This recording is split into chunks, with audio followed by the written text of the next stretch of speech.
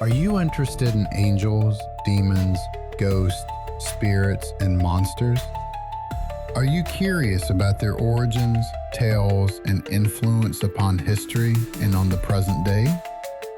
If so, then sit back, relax, and welcome to Southern Demonology, the podcast that explores all of this and more. Hello all, and welcome back to another of our Demonology series, this time Demonology 204. And today we're going to be talking about some of the theological discomfort that can come around the idea of ghosts and spirits of the dead, especially if you are talking with people that walk the more evangelical path. Then you'll often hear them condemning just the very idea of ghosts, and they'll claim that everything is a demon, no matter what it happens to be. And we wanted to shed some light on that today. And joined with me this evening, I have my good friends Chris and Dean from the Wandering Road again, and we're going to have some fun. How are you guys doing tonight? We ain't joint releasing shit. I'm keeping this for myself. I'm kidding. I'm good. Y'all remember my last episode where Dean, we talked about how I was in pain because of my foot? Well, I'm in a boot for the next 3 fucking weeks. So Great. That's how I'm feeling. I'm on steroids and painkillers and for the next 3 weeks, and I absolutely hate it. So, Oh man, how are you doing, buddy? different issues, but similar. It is freaking rainy here again in supposedly beautiful Hawaii. But yeah, it's just been another hell of a week so far, and the week is only barely halfway over. Hanging in there. Cool. So I wanted to start us off by asking, have y'all encountered individuals who have had a hard pass on believing that anything that goes bump in the night doesn't exist or can only be a demon? Yep. Yeah, absolutely. And my favorite is when I hung around, I had some close friends in the ultra religious Christian crowd. And anytime we talked about aliens or something like that, just bring it up in conversation, a lot of people would inevitably pivot to, there's no aliens. Those are demons that are trying to trick us into thinking that there's some other intelligent force out in the universe or beings or whatever. And that's kind of I had never heard that before. But that's my little tidbit about experience with stuff like that. Yeah, I've definitely had that encounter that I could count. Talking with people that I know, people in school, people, in college and everything, thinking that there's no such thing as ghosts, that, there's no such thing as spirits. If there is some sort of noise at night, something goes bump in the night, it's automatically demonic. So I've encountered quite a few people like that. And I always wonder why that would be a problem. From a theological perspective, they talk about ghosts in the Bible, don't they? They do, but I think a lot of it, at least from what I can tell, because I've done an entire episode about necromancy in the Jewish faith, and there's a lot there, more than you would think about. And there's a lot that surrounds, unclean spirits, various kinds of spirits, even various kinds of angels. And at the end of the day, it doesn't, I think that people think that, if I pick up the Bible, I'm automatically going to understand everything about it. And B, there's a lot of misrepresentation within particular passages that people will go to it. And third, a lot of I'm not trying to pick on Protestantism in particular here, so forgive me, I grew up Protestant, but there's a lot of miseducation or just lack of education amongst preachers of certain denominations, and they can easily spread a ton of misinformation all the way across the board. So I don't know which one of those is more likely to be the culprit, but it's more than likely a mixture of all three. So in your episode, not to rehash it for your listeners or anything, but can you talk a little bit about your conclusions or things you talked about to drive the conversation? Yeah, absolutely. So, first, ancient Judaism, and I've repeated this many a time, it was not divorced from its surroundings. And all you have to do is just look to Babylon for the idea that ghosts are thoroughly believed in.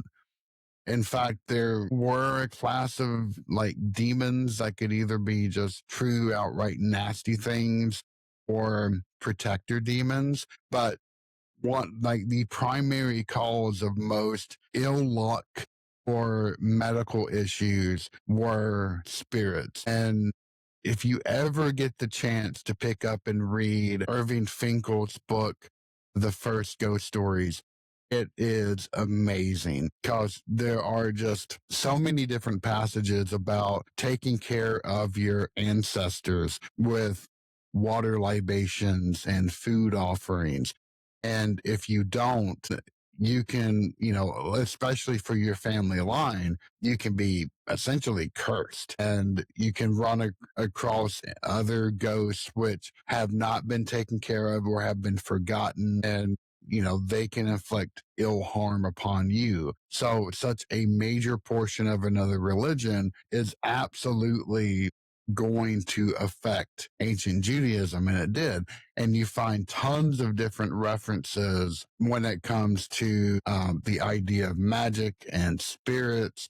But ghosts were very much a thing for ancient Judaism, and that has been preserved going forward. So going off of that, talking about, let's keep it in antiquity, right? So, by the way, your eyes are like red again. I don't know what the hell that is.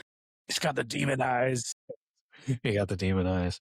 But sticking with antiquity, like Greco-Roman traditions, they had spirits. Romans, their traditions, they had spirits. They had like offerings and stuff like that. So one thing that comes to mind, and it could probably, I might be just making this connection myself, but it's probably not related. The reason I think some Christian denominations try to reject the category or the idea of spirits or ghosts in general is to try to break away from any of those beliefs from antiquity that still stick around, because every culture has some sort of ghost story, has some sort of vengeful spirit, has some sort of spirit in general, whether it be, your loved one coming back to see you or something of that sort. So that's the one thing that comes to mind. And it's something I've always struggled understanding why some people take that stance. And the most immediate thing I could think of is out of fear,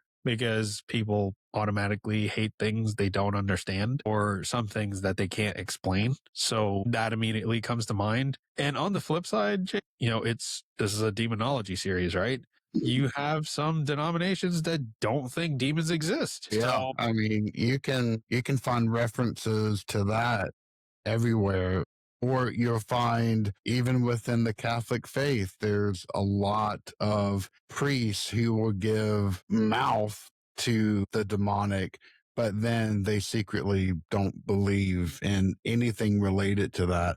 I think the movie Nefarious kind of highlights some of those current beliefs. yeah, no, it's a really good movie. Going off of that, Except for the fact that I didn't even realize this until I went on a Halloween episode with two guys who used to run a podcast, and it was a yearly thing. I told them about the movie. They went and watched it, and they were pissed because they're like, I can't believe you tricked me into watching a movie with Glenn Beck in it. And I went, I what? And sure enough, that final interviewer is Glenn Beck. And I apologize. I'm like, I didn't friggin' know that was Glenn Beck. I don't support or anything that man has ever said or done. I forgot he existed, to be honest with you.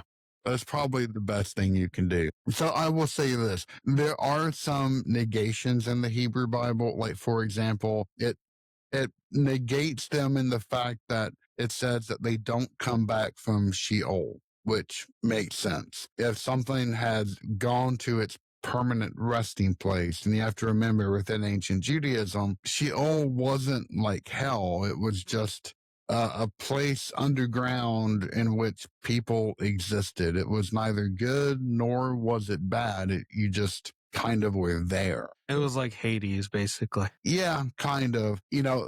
There are prohibitions against messing with spirits, statements saying that people who do so are unclean and that God is against those types of practices. But if there were no ghosts, why would you create laws to prohibit interacting with them? That takes a little bit more intuitive brain cells than, a lot of fanatics will ever put into the situation. But there you go. No, you bring up a good point. Why would you make a rule set and make something taboo if there wasn't some truth to it? I mean, even the Dictionary of Deities and Demons in the Hebrew Bible, which is an amazing book, it says, for such laws, we may safely infer that cults of the dead existed and flourished in ancient Palestine to the extent that they were considered a threat to what eventually emerged as normative. So what was the name of the underworld again that you said? Sheol? Yeah, I had heard about that realm before. I just don't think I ever heard the actual name. I think what interests me the most about this conversation so far is I'm thinking about, you were talking about leaving offerings and putting yourself in danger in ancient Judaism of attracting negative energy or even curses to your family if you didn't do those practices. Then I think about other cultures in history and that still go on to this day. Just as an example, I know it's across a lot of different cultures in East Asia, but specifically say Vietnam or China, you put the shrine up after a loved one passes away and you leave offerings. Actually, my wife's family still does that to this day for some of the elders who had passed away within the last 10 years. And so they'll put stuff like fruit or beverages or something in front of the shrine and light incense and whatnot. But it's interesting how different cultures have a different perspective on that. I know in Eastern culture that if there is a belief, or there was a belief at one point strongly similar to ancient Judaism, where if you didn't do that, then you were attracting negativity to your family. I don't know if it was more so attracting the danger of being attached to something or cursed, but it was more so for the loved one on the other side. But that always fascinated me, the idea, going back to the whole Sheol thing, where it's not really like hell, it's just an underworld, it's just a place your soul occupies. And I think some cultures, correct me if I'm wrong, believe it's permanent. They used to believe that it was that's just where you go forever, and it's not good or bad. It's kind of like de facto purgatory sort of thing, which I think is almost just as scary as something similar or something else. Switching back to the ghost side, or the spirit side, negatively attaching to your family or cursing your family, it kind of seems like, if you compare it to a modern day Christian religion where people just don't do that anymore for the most part, and they don't believe that if you don't, people will still go to the grave of the loved one and leave flowers or something, but there's no real perpetuation of this idea that if you don't do that, you are screwing your family over or screwing over the loved ones that are on the other side. And so it almost seems to me like if that sort of thing does happen in a culture or religion, it's kind of like a tulpa thing. It seems like you're kind of creating the avenue for something like that to happen if you believe in it. And so that goes back to the whole broader concept of believing in ghosts versus not believing in them. And if you believe in them, are you more likely to experience supernatural stuff? It almost seems like whatever the other side picks or chooses, because sometimes there are stories where people don't believe in that sort of thing, and they have these weird, crazy paranormal experiences that are unexplainable. And then some people who believe in ghosts to the end of the earth want to see a ghost. They go out chasing them or whatever, and then they just don't experience anything at all. And it's just it just ties back into this whole confusion about what the nature of reality is. Why do some things happen to certain people who believe certain things or otherwise? And yeah, I just had to put that's what's running through my head with this conversation so far. Yeah, and actually, that's why I like the movie We Go On so much. Have either of you seen it? I have not. No. What's the general synopsis? Yeah, so it is a guy, the main character, he is afraid of everything, from riding in cars to buses to decay to mold. Essentially anything that could lead or reminds him of death, he's petrified of. And so he poses this question to his mom. He's like, I can either spend the next decade in therapy, which might treat some of the symptoms, or I can pay someone $50,000 if they prove to me that the afterlife exists. And so he takes out a huge full page ad in the LA Times, and he starts going through all of the correspondences, and essentially he finds three, and each one of them is varying in their approaches. It's really interesting. But there's one that talks about, how people have filters, and, they grow out of them as they get older. Others will, yeah, it just goes on and on and on. But it's a fantastic treatment of the. By the way, JJ, did your friendly household ghost just move your camera? I thought for a second that it was. I have the obs bot, and apparently I did a hand signal, which signaled it to track me. I thought that's what it was until I saw you reach up and like readjust your camera, and I'm like, oh, okay, shit. No, it has AI tracking, but it really sucks, though. It's a great camera besides that. But Nice. AI. But Ghost in the that's machine. another thing to talk about. That's another thing to unpack too. Like, if we ever reach, like, I don't want to derail the conversation, but I'll just bring it up real quick. But if we ever reach a point of GDI or like whatever it is where like AI becomes officially sentient, if it hasn't already, but it's like what's going to be the argument for like the soul and it's just going to be, oh my God, there's going to be like just a whole other branch of theology and crap when that stuff hits the fan. Summon ghosts and lock them in your machine. Yeah. I watched Frank Tuttle actually tried to start that conversation back in the 90s with a really horrible book that talked about, like the human brain can carry this many petabytes and operates at this speed. If computers reach that level, then they'll gain self-awareness. It was all fucking bullshit. Just absolute bullshit. I'm sure you'll find this bullshit too, but I just came across a really interesting theory about how there's some kind of new argument of evidence, and I haven't looked into it, so I don't know what the evidence is, but apparently there's new evidence to suggest that the way our brains function in terms of tapping into like the subatomic quantum level, and it's the theory is that our consciousness doesn't have experiences in the three-dimensional world from the brain itself. It literally taps into a pre-existing infinite stream of possibilities and pulls in and interprets its reality based off of like moment to moment. And so I don't even understand. Honestly, that probably confused the crap out of a lot of people, what I just said. And I'm telling you, it confuses me too.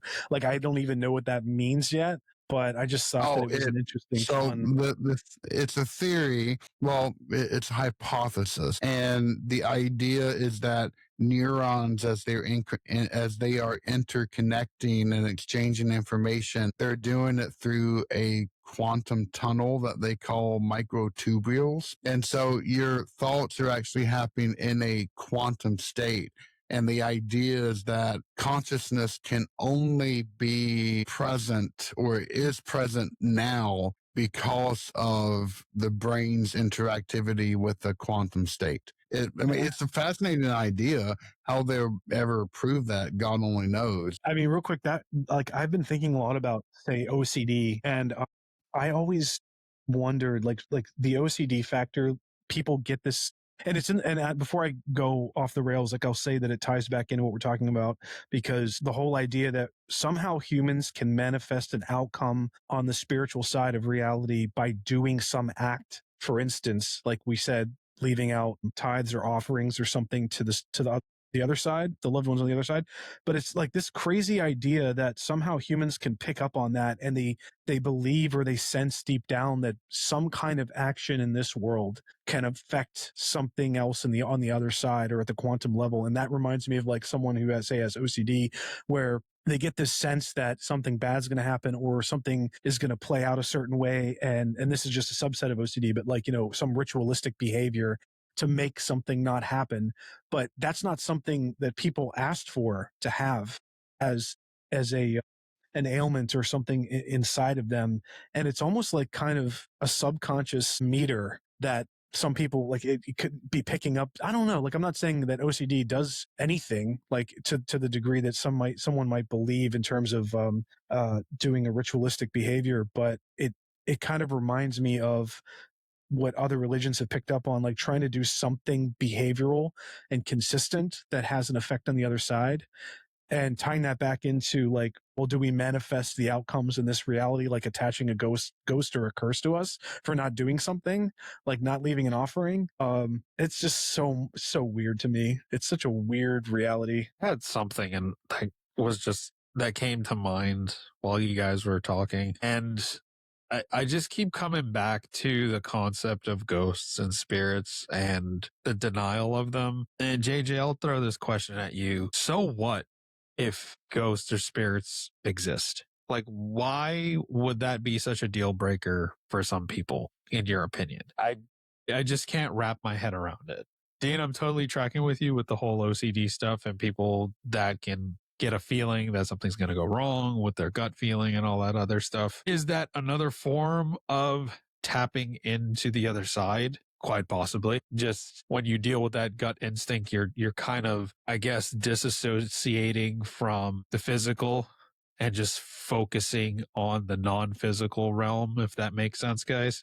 I don't know if totally going the wrong way with this, but yeah, I know it's an interesting concept to think about because not only can we do that, you get a bad feeling about something. And it's like, okay, well, maybe I shouldn't go. Then you don't go. And then you find out like a fire broke out or something, or there was a shooting or something like that. And then you get that sense, like your parents get that sense as well. Like my mom would tell me like, hey, I don't think you should go to this place. And I'm like, why? And I'm like, I just don't think you should go. You don't go and turns out something bad happens, So where does that fall into like the spectrum of, I would say like the spiritual plane? But JJ, the other thing that just keeps coming to mind is we talked about ancestor traditions. We talked about spirits, ghosts. We talked briefly about necromancy in the Bible. I know why necromancy is frowned upon. I mean, that's kind of self-explanatory. But what I don't understand is, why would a ghost or a spirit existing be so traumatizing to some people? I mean, like, if it doesn't affect you in any way, does it really matter?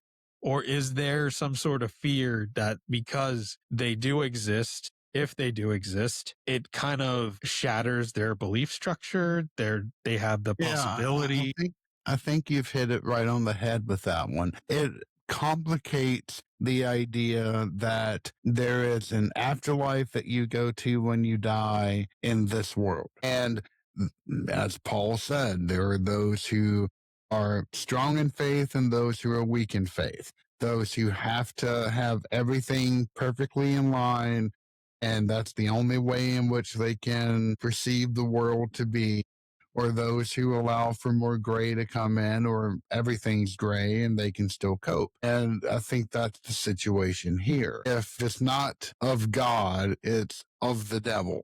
That's the basic idea that you get within a lot of more evangelical faiths. But isn't that kind of, sorry to cut you off, but isn't that performative? It absolutely is. I mean, you find this within, my God, the Church of Christ.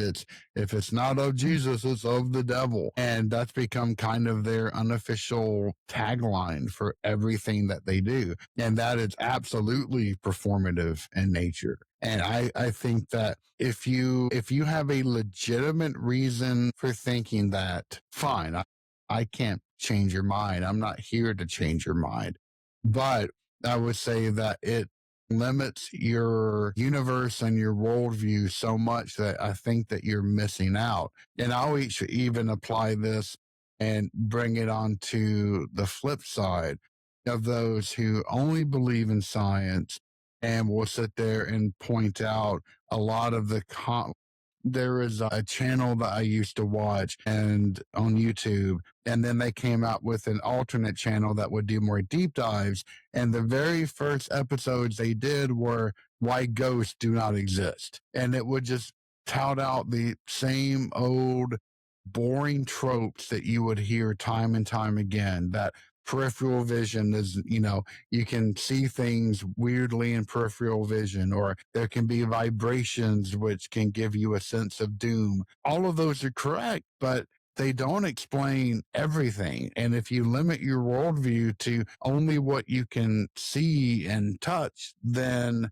I think you're missing out on a lot of other things. But that could be my own bias talking. I'm not saying that it's not. So I got a random question for you, JJ. If Chris, if you didn't have any follow-ups, how did ghosts fit into something or some religious belief that is so austere as something like Gnosticism? Because like Gnosticism has been popping up lately on my feeds because I've just been more curious about it, and the people who have like are starting to lean more into the idea of a really like kind of a darker reality of spirituality in the context of humanity. But what would a Gnosticist or a Gnostic person say about what ghosts are or what demons are in the context of like showing up in humanity or presenting itself to people? That's a really good question. And I don't have an academic answer for that, because I've kind of stayed away from Gnosticism.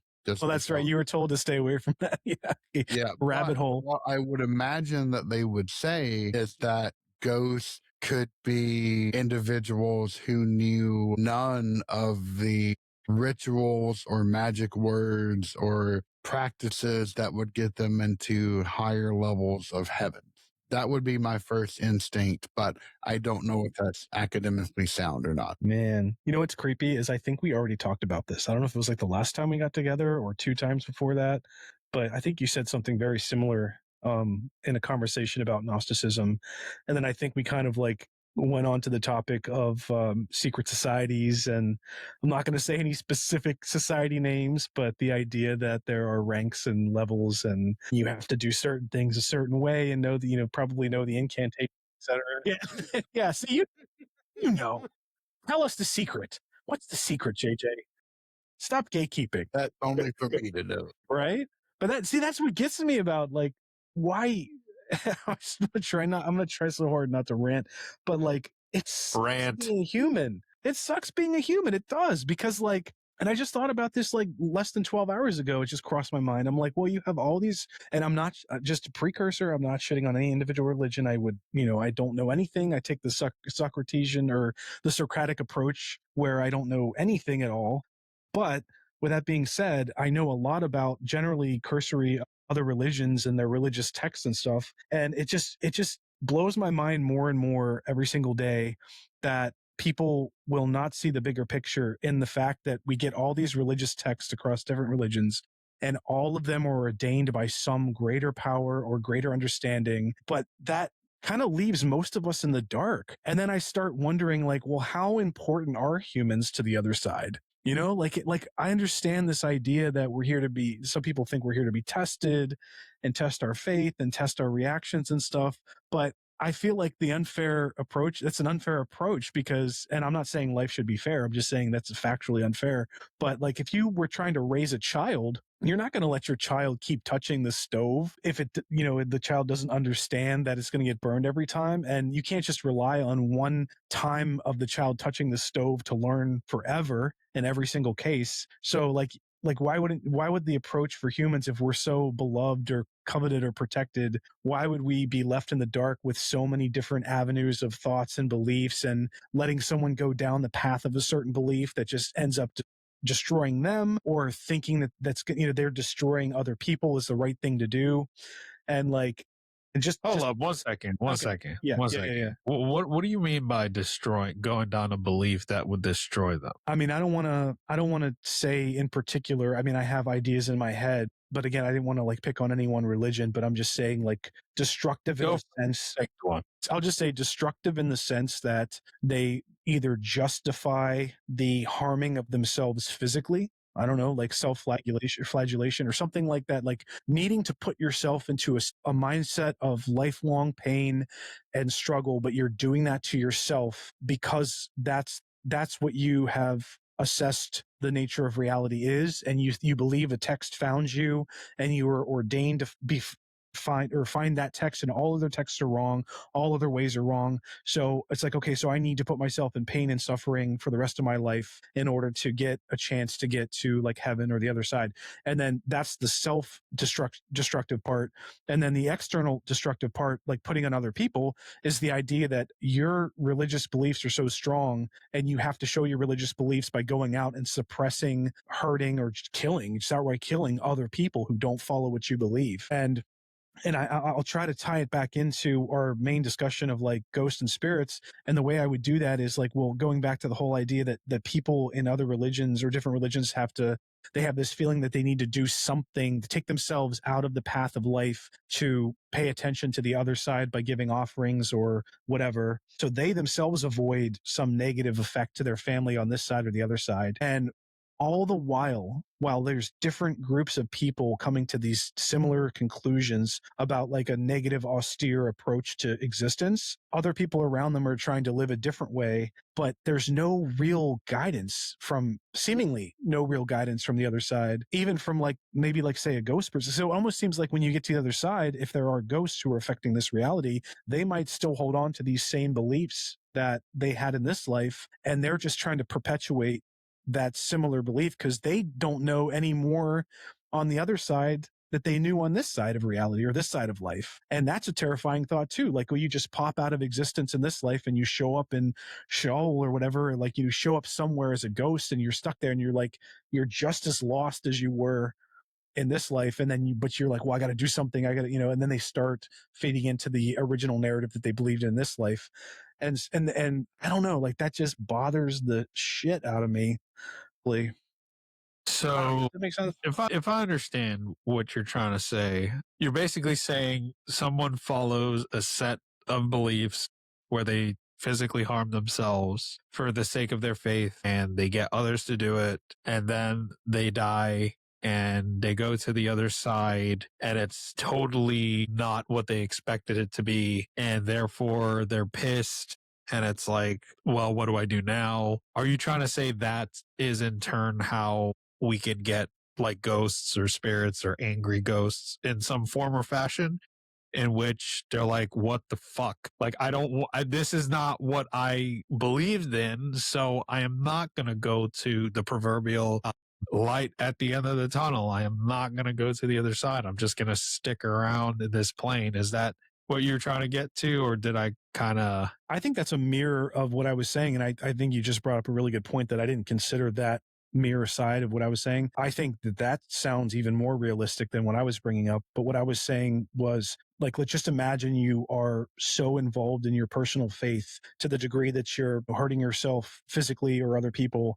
You get to the other side, and it's not like you believed one religion and suddenly you're presented with a totally other God or something who's interacting with you and saying everything you did is wrong.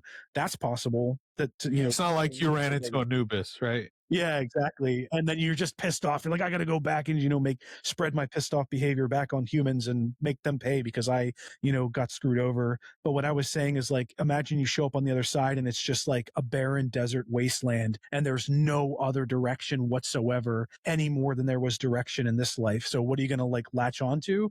You're going to latch onto what you had in this life, thinking that you need to do something more or affect something else.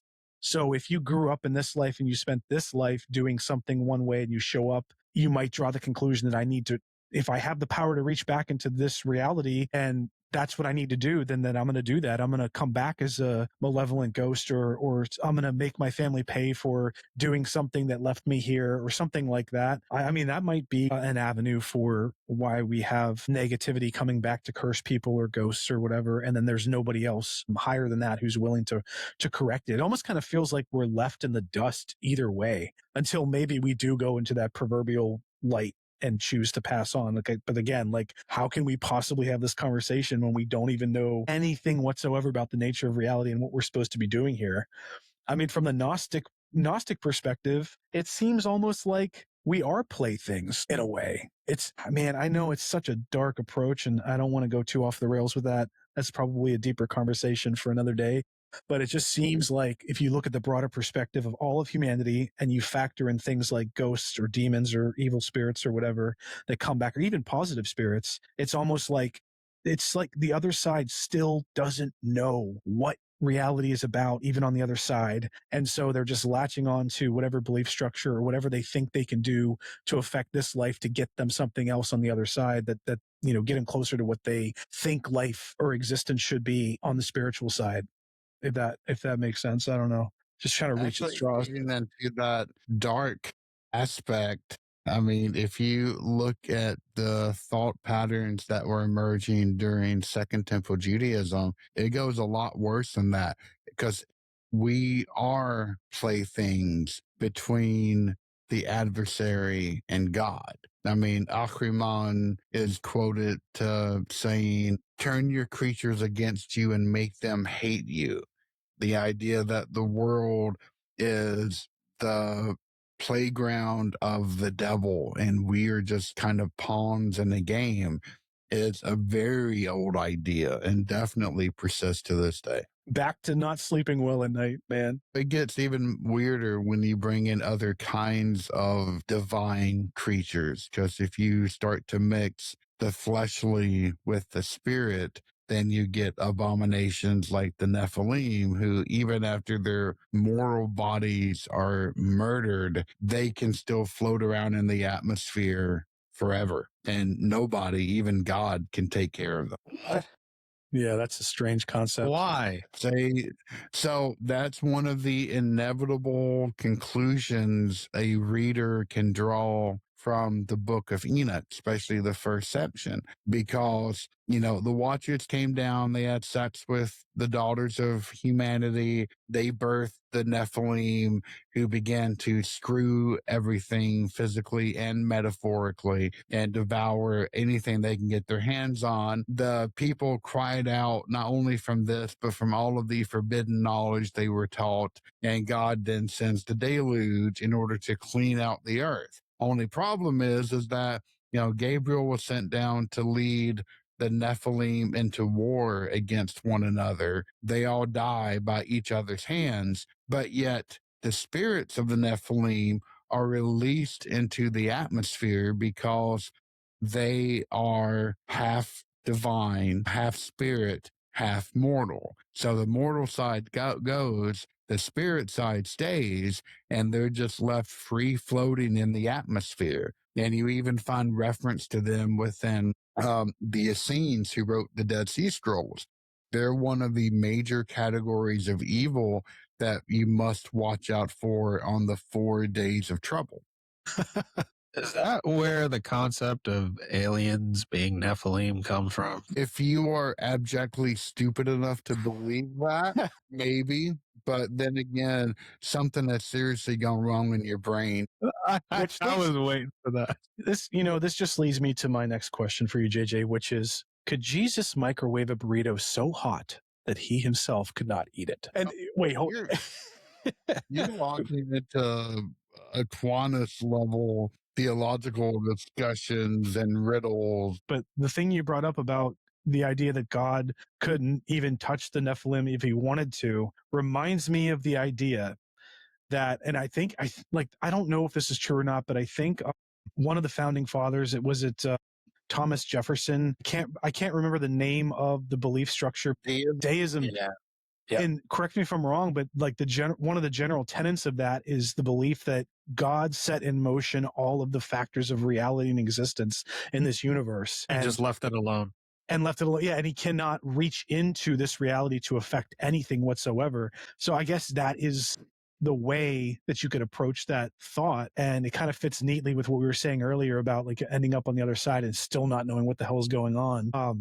Or getting any assistance or help from that level. But man, that is I think to me, that kind of concept, I don't know about deism as a whole, because I don't know everything about it, but that's what makes the most sense to me from a spiritual side about the nature of existence is if you are a being, an all-knowing, all-powerful being that sets something into motion and everything is supposed to play out a certain way, what's the word? Not fortune, destiny. Everything destined to play out a certain way as based off of a certain religious text or belief structure. By reaching in and affecting a change, you're actually going against your own creation and therefore going against yourself. So it almost seems like there could be no help or assistance that could be reached in from the positive side. But then maybe that's the answer of like, the angels coming down and changing our reality or being the messengers of certain religions or whatever. But it seems like once you get to the threshold of God, as the idea of God creating the universe, it just doesn't make sense to me that if you pray to God is going to be able to do anything. Because if God reached into this reality, any change whatsoever is going to be a butterfly effect that affects the free will of anybody else. Even if it's the mind, like the tiniest little, I'm going to pop out this neuron or this tiny little tidbit of reality out of existence, it's going to completely change the narrative. And it seems to me that if you did that, then the idea of free will would be completely out. So maybe it's possible that free will does exist, and the only reason free will can exist is because a creator cannot reach in and change anything and make anything different. So that's just like fucking deep and hard to think about. But the only thing I would say to that is if you are Catholic or a Christian, there was an attempt. One could argue that Jesus was that attempt. Right. To steer people the Trinity, a certain direction. And there'd be multiple. I mean, depending upon your faith, you would recognize the prophets as being divinely influenced, Christ as being divinely influenced. Sure. If you're Muslim, then Muhammad would be another instance of that. Sorry guys, so you could say there could have potentially been multiple attempts, and throughout the different prophets, throughout the different religions. I mean, even in Hinduism with, the avatars of Vishnu, with Krishna, Rama. Right. Yeah. Coming to physically interact with the world in some form or fashion. Yeah, I mean, because they had to. I don't know, had to, but I mean, take the oldest religion that we know of, Zoroastrianism. You got Zarathustra, who came in and completely reorganized everything and put a new spin on everything. That could be another manifestation of it, but I don't think it's so much like I would say that deism was kind of an early response to being able to marry the ideas of scientific advancement with religious thought to make them able to cohabitate with each other. Yeah. But I don't think it was so much that God can't reach in and interfere. It's more of a free will type of situation where, if you're going to create creatures that are going to only sing the divine one's praises, then they are not doing so if they do not have the capability for free will. And let's not forget the best parenting technique of you don't stop your kid from touching a hot stove. You just let them do it and let them figure it out on the first time. You shouldn't do that, right, little Billy? So, yeah, I grew up with the statement from my parents: if you don't listen, you're gonna have to feel. Yeah, you have to live. You're gonna have to deal with the consequences of your actions. yeah, take that fork, stick it in the electrical outlet. Let's see how much fun you have. Why do I feel like you did that? I did touch a stove, but that's when I was like barely crawling around, and my mom had to rush me to the emergency room. No. And, yeah, Man, got stopped by a cop, and therefore had a cop escort to the emergency room. It was lovely. that's what gets me about the limitations of humans, though, because like from our existence, it's so easy to be like, well, you're an adult, you should know better.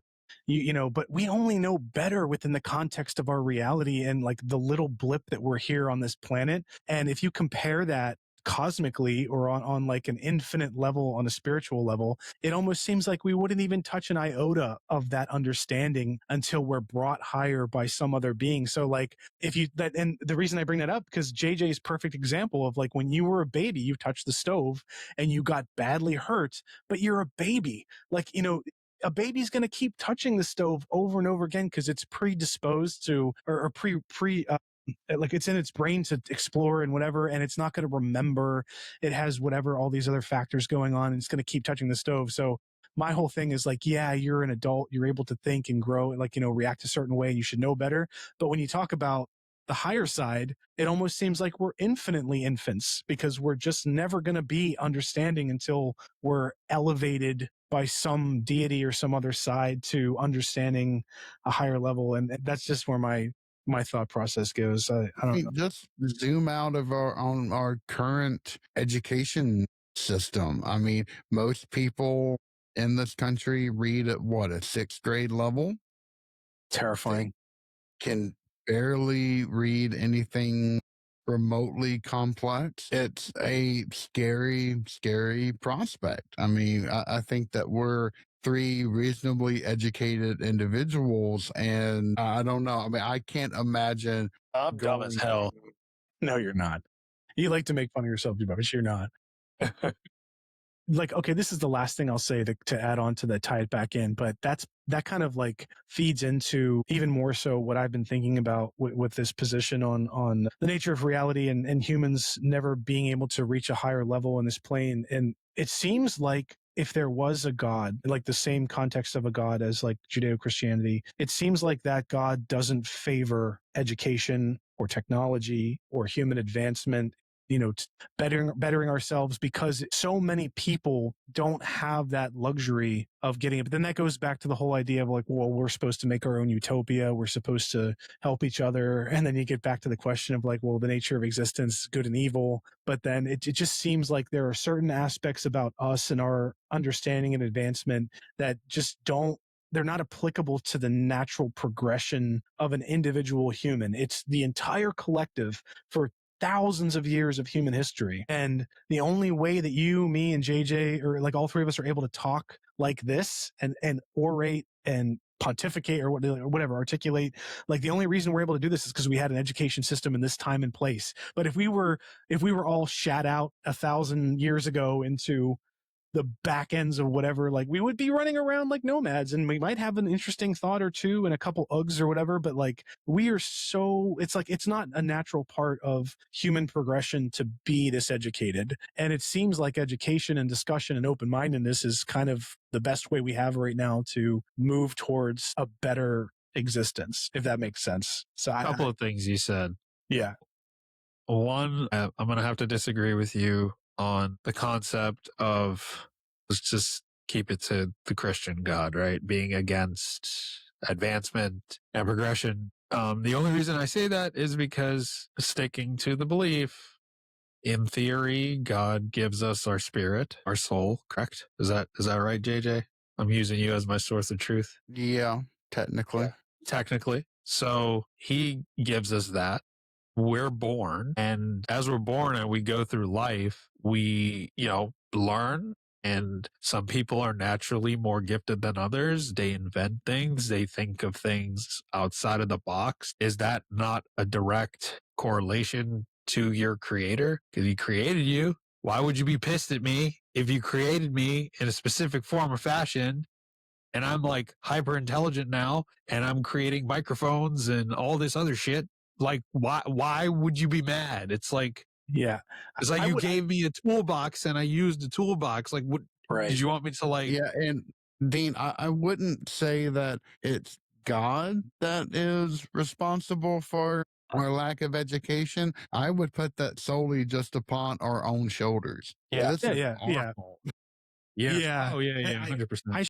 I should have done better. As I didn't mean to say that God would be against, or the idea that God is against humans learning. It just seems like a level of indifference, because in the same way that everyone's given, say, like a heart to pump blood through the body, and sometimes the heart doesn't work very well or whatever, and they don't live as long. But everyone who lives has a heart, and it's pumping blood mechanically through the body. And that's a very integral part of the human existence, to be alive. But it seems like there is an indifference of like what I mean to say is intelligence doesn't seem to be an integral or important part in the process of reaching a higher level of religion or a higher level of spirituality. But the difficult. Yeah.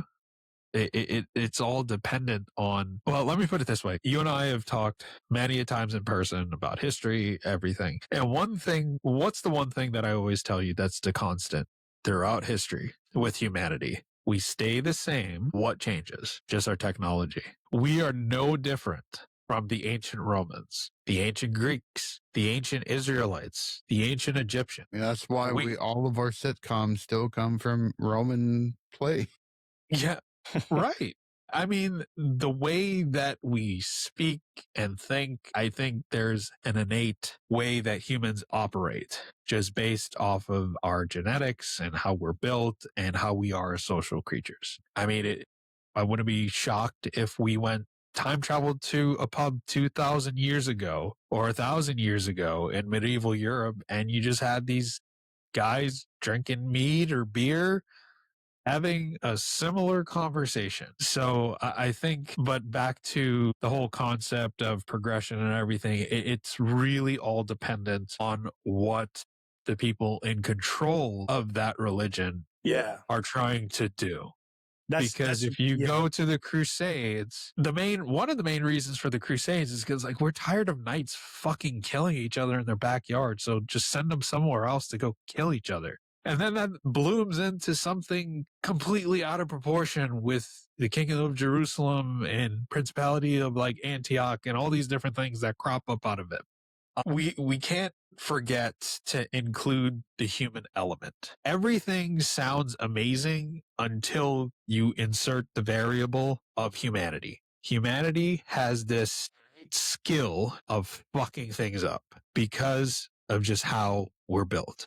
I had a conversation with our friend Willie on the concept of, are humans born naturally good? Or is that something we have to learn? And we went back and forth for a little bit. I said, I think we're born good, and it's just your environment that affects how you become as a person. But again, the human element.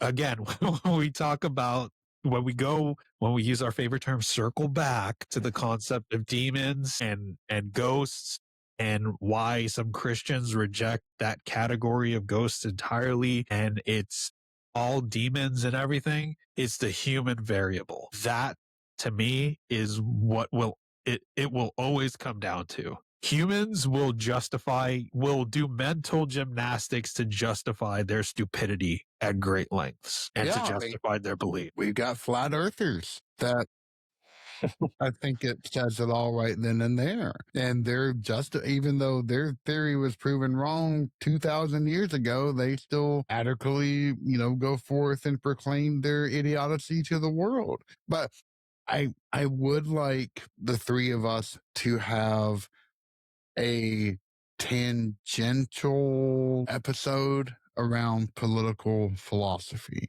and especially the idea of progression with political philosophy, because I think it would be like all of these things that you're bringing up, Dean, around the idea of progress and people moving forward, people not moving forward. You can trace all of that all the way down from, Thomas Hobbes to John Locke, all the way up to John Rawls in 1880s. I mean, even Immanuel Kant. But the last thing I was going to say is that I think Kant said it best when he said that humanity has a category for everything except for God. And for that, there is only faith. Yeah, I think that's kind of true. If we're only allowed to have free will and nothing else, and nothing can influence that free will, then there is going to be no guidance or heavy-handedness or even gentle nudges in the right direction. And you're forced to find that out all on your own. And are people born good? I don't know, but I do know that we're all born self-centered and we only have one perspective, ourselves. And that is always a recipe for trouble. Yeah. Yeah. I mean, that's the nature. That's the nature of all living things, right? Like that's the existence we live in, where you consume something else to keep yourself going, whether it's, a piece of mold or 200-pound buck. It's you gotta ingest something to keep going, and that's inevitably taking away from other existences, and that's what makes life a little bit dark, in my opinion. And that also kind of feeds into the idea that I really don't think, and I hope that this isn't, I hope we're not in reality in the sense that this is a end all be all, one shot, one chance life for humans, for each of us, because to me, everything we just talked about, what that means is a huge amount of people will inevitably be fodder and cast to the wind and destroyed or whatever for this to work out a certain way where this is the only life we have. And because Chris, you hit the nail on the head when you said how we're built. And that's what I was getting at originally. And I can't wait to talk more about this on the political episode, but like how we're built. And from the religious perspective, if it is a singular God creating all of human existence and all of existence in general, then the building seems counterintuitive or counterproductive for having the chance for every single person to reach the state that they're meant to reach. If there is like an idea of an all-knowing God, just like, as an example, a Christian God or something like that. So this has been an awesome episode. I cannot freaking wait. I have not touched like Hobbes and Kant and all that stuff in like a decade, but I constantly think about like, my favorite example is like the unicorn, about how like unicorns don't exist. And the only reason they do exist in our heads is because we've taken pieces from our actual reality where like, oh, there's narwhals that exist, horses exist, rainbows exist. So let's just take all these disparate parts and smack them together and create something that doesn't exist. And then people believe them. Oh, I do. Yeah, there's definitely unicorns out there. There are people who believe unicorns are real. But that, like, I think you can like national animal, believe it or not, and it's true. It's crazy awesome. But like that's the whole conversation you could tie into the political side and the way our brains interpret information and reality and how we have to take little pieces and smush them together to make an understanding. And maybe that's how you get these holes in religion and stuff, because we're trying to make the best sense we can of our existence and our consciousness, which apparently we're the only ones on this planet who have a conscious awareness of the self, at least to the depth that we have in communication. But it's just kind of like we're left, whether there's no other side or not. But that's what do you mean? debatable. In what way? A conscious self, that's debatable.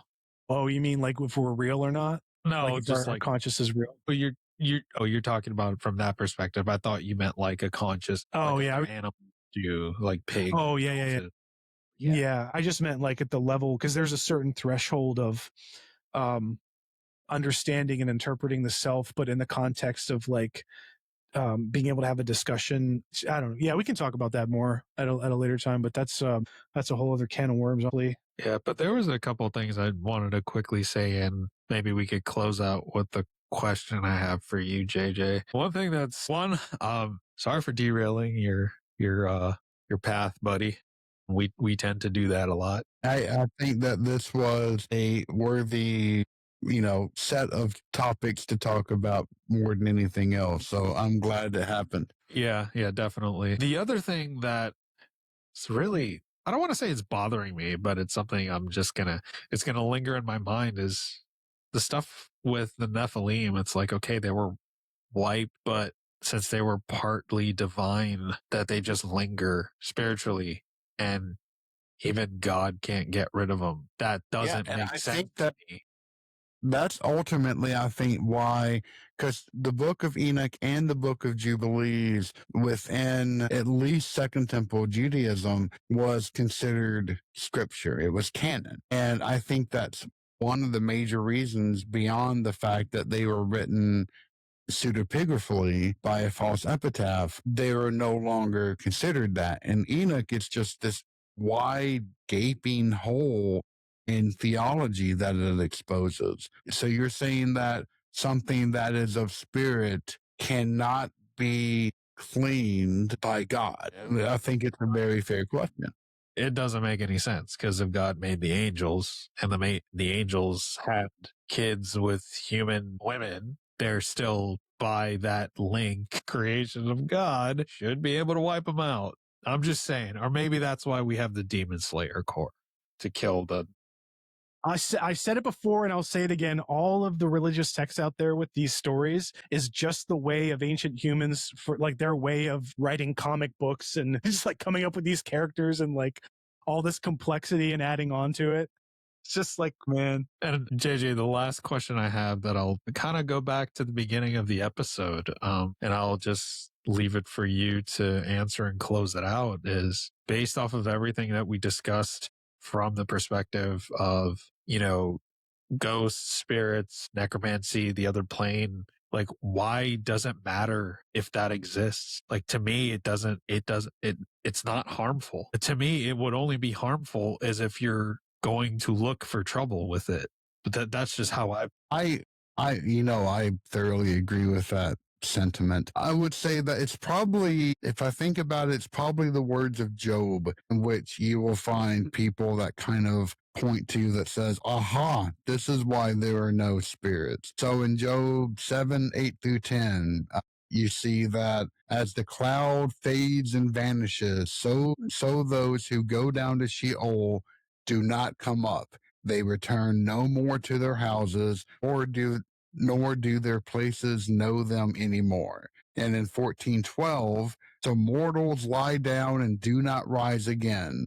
Until the heavens are no more, they will not awake or be roused out of their sleep. So that seems to speak against the possibility of spirits, but ultimately, why do you care? I think it goes back to this idea of worldview. If this has become a part of your bedrock, then you simply cannot accept that. If it goes so fundamentally against your deep down, you were taught this as a kid, it can't be true, blah, blah, blah. It would invalidate so much crap if you actually did try to accept it, then it's just speaking about the individual person more so than anything else. That's well said, man. And the other episode maybe we could have is it could go along the lines of, just because you learn new things doesn't mean you have to wholesale drop what you believe. I mean, we have all of these discussions. I've talked to many people of different faiths. And at the end of the day, I'm still Catholic. I'm like, okay, that's cool. I'm like willing to learn. I don't know. Does that make me ignorant, or does that just make me comfortable with what I believe in? I think I'm the same way. When I go to Japan, I don't have a problem visiting my local jinja and showing the kami-sama respect and praying and throwing coins into the offering box. It doesn't bother me at all. Because, ultimately, if you take a literal reading of the Decalogue, thou shalt have no other gods before me, it doesn't mean that there are no other gods. It simply means you're not going to honor them above the God. Ancient Judaism was not monotheistic. It was absolutely polytheistic in nature. That's why you see a ton of those memes of people dancing, and it's like making fun of the golden calf scene. I remember the one that you sent to me on Instagram. Yeah. God, I miss TikTok. Yeah. No, I think that's another episode we could potentially have, the concept of other gods and deities. I mean, the one thing that I didn't mention, I know we're trying to close out, but the last thing I'll say is, like, could the Greek gods be based off of the whole spirit thing? No. Damn it. Why? Why do you have to do this? No. It's too much. That's a whole. That's going to be kidding. That's open up a whole can of worms. No, but yeah, I think that's another topic we should explore. If you listen to Coast AM, Nephilim, or the secret oligarchy that is controlling the world, and if you only go far enough into the hollow earth or the flat earth, then you will see that, and whatever other random bullshit will make them $2 on their self-published book. I don't know. I haven't listened to Coast since Art Bell died, so no interest. That's the way it should be. I have tried, and it was the most painful fucking experience I can remember. All right, but Mr. JJ, why don't you take us out? Yep. So thank you all for listening. If you're on Southern Demonology, you know how to find us. If not, go to our website, southerndemonology.com. It's brand new. It's revitalized. It's updated. It has transcripts now, and you can contact me, and you can get access to all of our social links. And for those looking to find the Wandering Road, The Wandering Road, if you want to check out our show, we are available on every major podcast platform, and we have a video medium on YouTube as well. And on Spotify, we upload video. I think Apple is going to start allowing video episodes. So whenever they do, and we're able to upload the video on there, we will put it on there. If you want to find us on social media, you could search us on Instagram for TW Road Podcasts. We're mainly active on there. We have a Facebook page. Just search The Wandering Road. And if you would like to be a guest on the show and share your paranormal experiences or have some philosophical, theological discussion like we did today, you could reach out to us at our email address of twroadpodcast@gmail.com or leave a comment on one of our YouTube videos. And for those listening, if you haven't already, please subscribe to both Southern Demonology and The Wandering Road on YouTube. We both have been doing a tremendous effort in getting video episodes up onto there and onto Spotify and to other platforms, and it would really help us out. Like Chris, Dean, how many subscribers do y'all currently have? Over 100, close to 120. It's slow and steady. Yeah, and that's the way it is for me. I've got like 285 now, and I'm trying to get to 500. But yeah, it's slow going. But if you could help us out in that regard, we would thoroughly appreciate it. Thank you all for listening. It's been great having y'all here, and as always, stay safe out there.